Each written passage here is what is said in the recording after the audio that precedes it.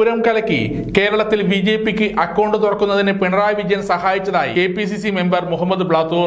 പക്ഷേ ആ സാഹചര്യങ്ങളിലൊന്നും നമ്മൾ ആരും അത് വിശ്വാസത്തിലെടുത്തിരുന്നില്ല. പക്ഷേ ഇന്നത്തെ രാഷ്ട്രീയ സാഹചര്യത്തിൽ ആരെങ്കിലും അത് വിശ്വസിച്ചാൽ നമുക്ക് അവരെ കുറ്റം പറയാൻ കഴിയില്ല എന്ന തരത്തിലേക്കാണ് കാര്യങ്ങൾ എത്തിക്കൊണ്ടിരിക്കുന്നത്. കാരണം എന്താണ്?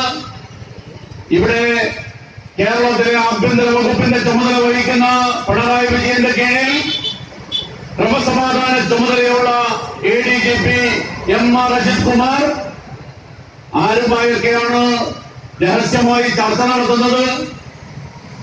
RSSന്റെ തലവൻ ദത്താത്രേയ ഹൊസബളയുമായി കൂടിക്കാഴ്ച നടത്തുന്നു സ്വകാര്യമായി. എന്തിനു വേണ്ടിയാണ് ദത്താത്രേയ ഹൊസബളയെ പോയി RSSന്റെ തലവനെ പോയി